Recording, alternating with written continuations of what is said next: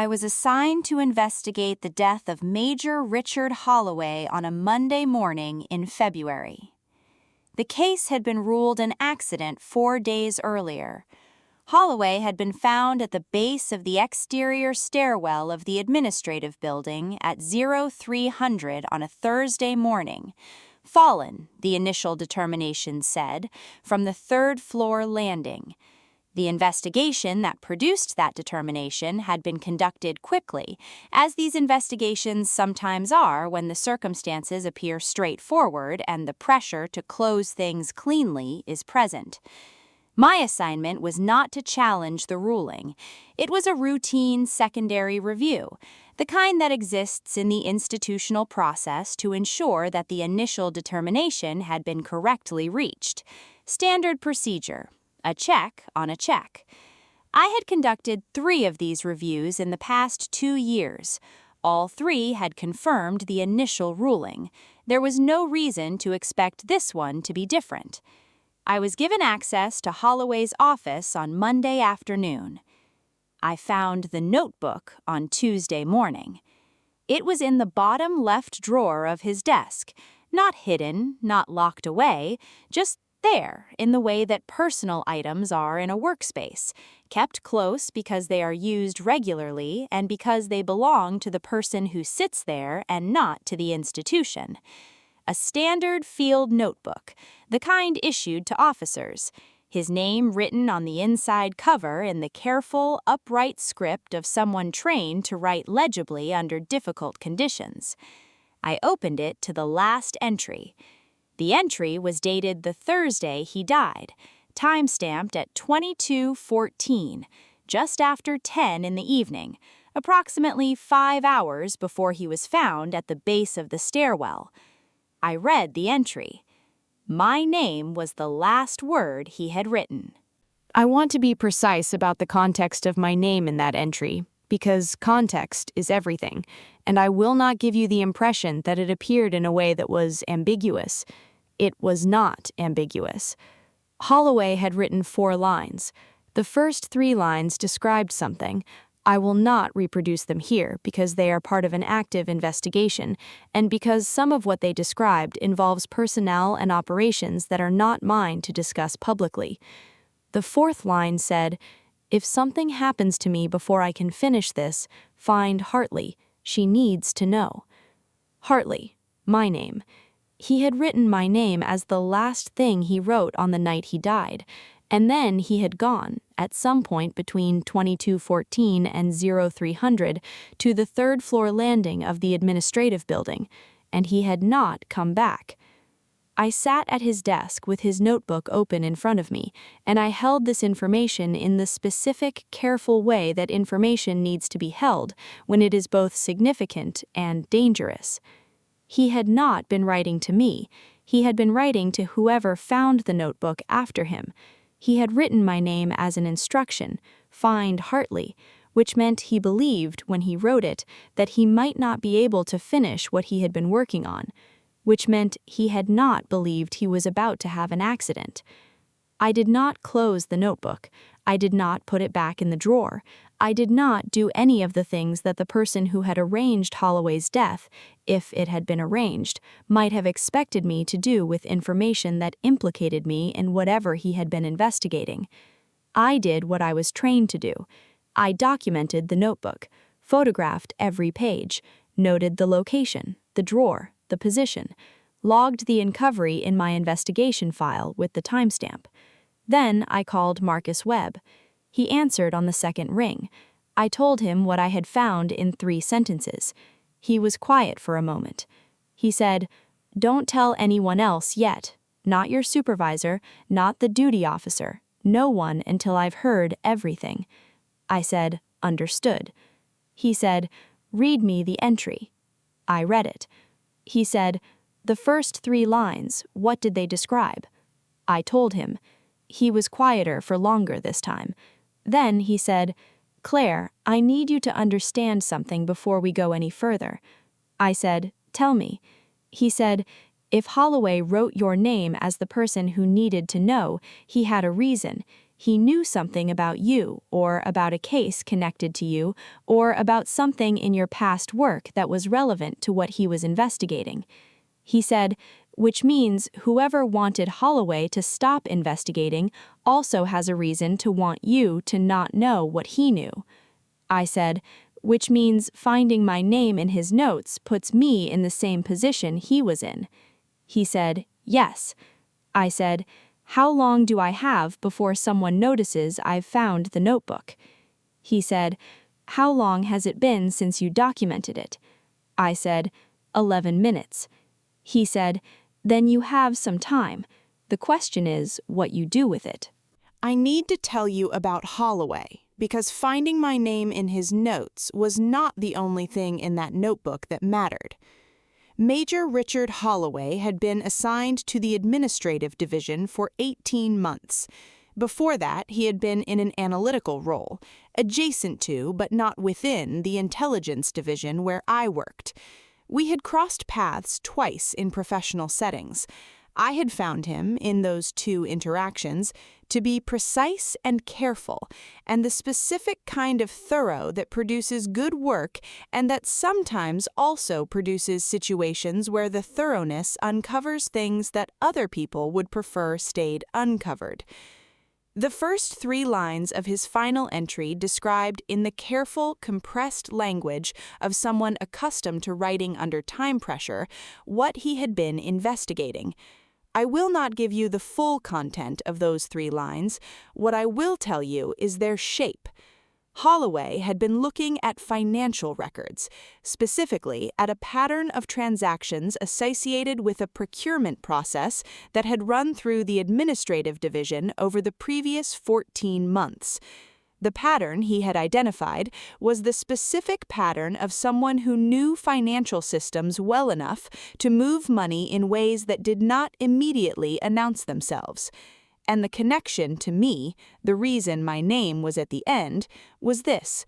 14 months earlier, I had submitted a report, an analytical report, in the ordinary course of my work that had flagged a discrepancy in a set of data that had passed through my division.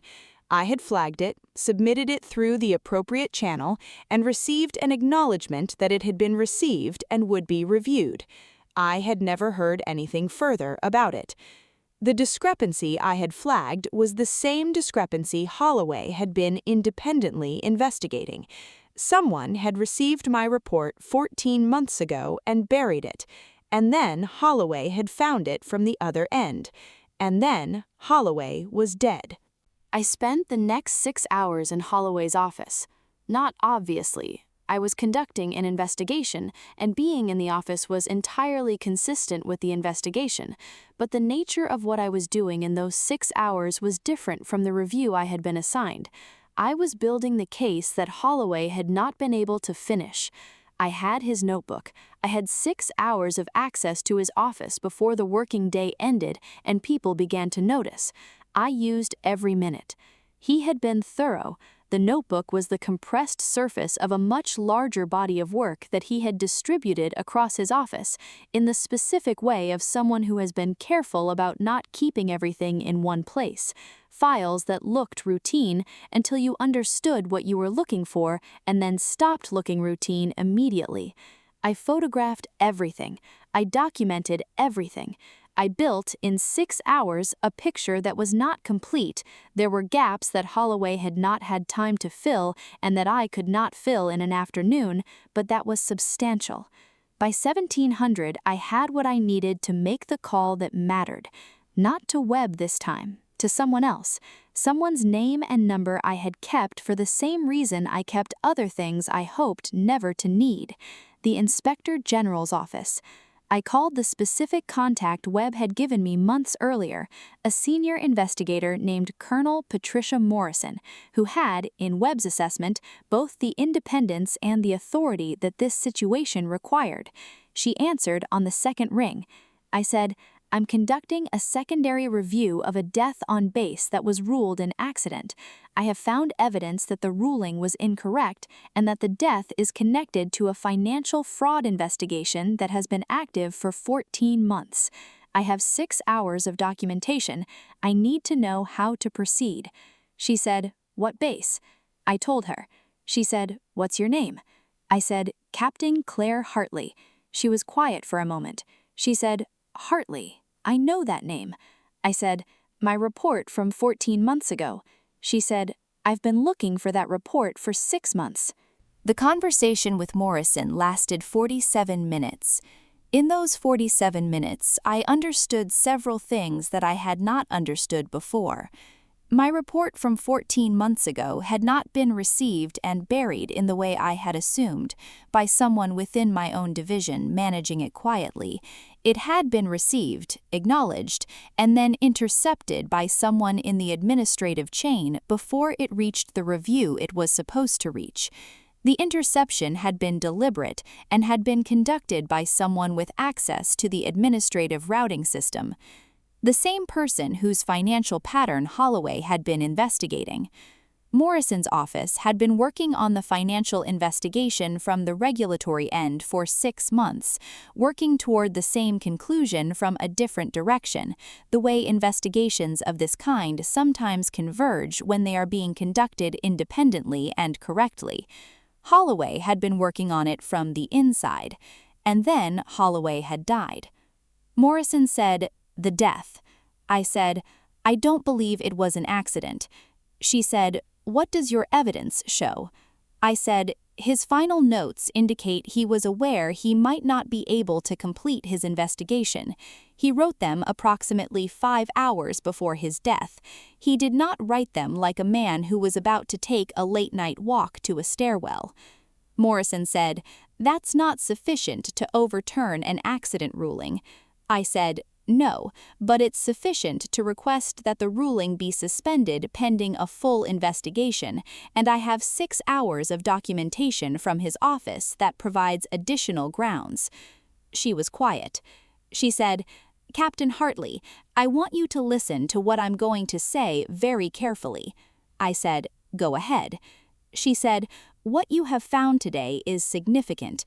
The connection between your report, Holloway's investigation, and his death, if it holds under full scrutiny, is the kind of connection that has very serious implications for several people above your grade." She said, "Which means that from this moment your safety is a relevant consideration." I said, "I understand." She said, "I need you to leave that office. Take the documentation you've created. Go somewhere you consider safe. Do not go home. Contact Webb and tell him what I've told you." She said, "I will have people on base within 3 hours." I left the office at 17:15. I took the documentation, the photographs, the notebook, my 6 hours of work on an encrypted device that I had been carrying since Webb's first call that morning. I signed out of the building. I walked to my car. I sat in the car for a moment. I thought about Holloway, about the 22:14 timestamp, about the 4 lines and the specific compression of someone writing under time pressure, not knowing if they would have more time. If something happens to me before I can finish this, find Hartley. She needs to know.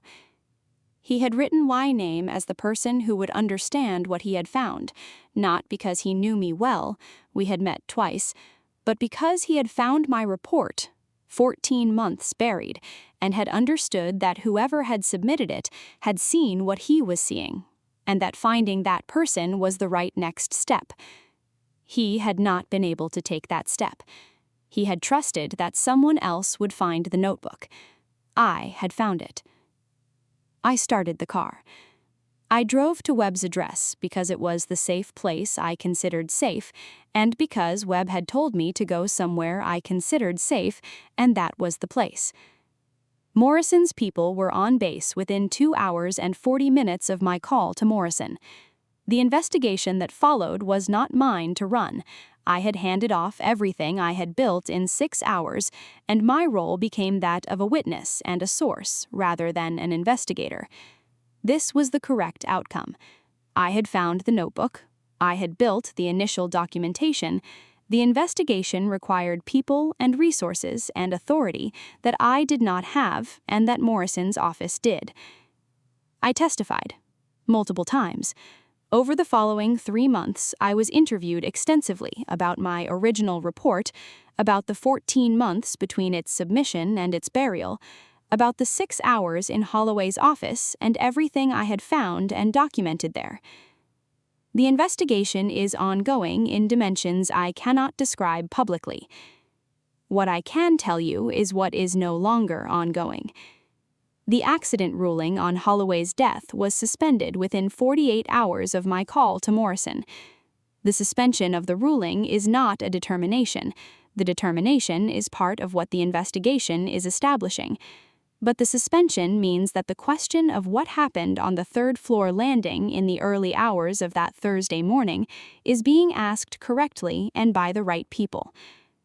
My report from 14 months ago has been recovered from the administrative routing system and is part of the investigation file.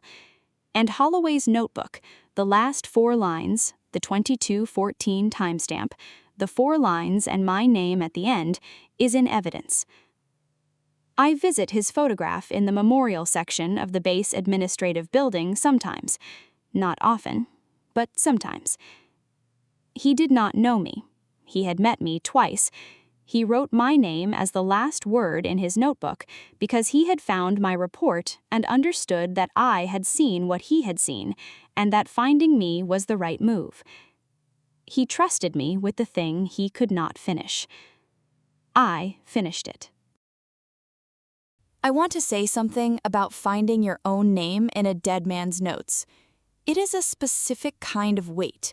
Not frightening, exactly, or not only frightening, something more complicated than fear. It is the weight of being chosen, of a man you barely knew making a decision in the last hours of his life that you were the right person to carry what he could not, that your name, written in the margin of an investigation you were not part of, was the correct answer to the question of who should know. He was right. I knew what he had found because I had found the same thing 14 months earlier and had submitted a report that had been buried. He had found the buried report and traced it back to me, and then he had written my name. The weight of that is not something I have found language adequate for. What I can tell you is that I carried it, from the Tuesday morning I found the notebook to the 3 months of testimony to the ongoing investigation, with the specific, deliberate care of someone who understands that what they are carrying belongs to someone who is no longer able to carry it themselves. Holloway carried it as far as he could. I carried it the rest of the way. She doesn't stay silent. She doesn't stay broken. She rises. Sometimes rising is opening a notebook in a dead man's office and reading your own name in his last entry. Sometimes rising is carrying what someone else could not finish, to the end. Subscribe. New story every week, and every single one of them ends the same way. She rises. Leave a comment. Have you ever been trusted with something important by someone who needed you to carry it for them? I read every single one.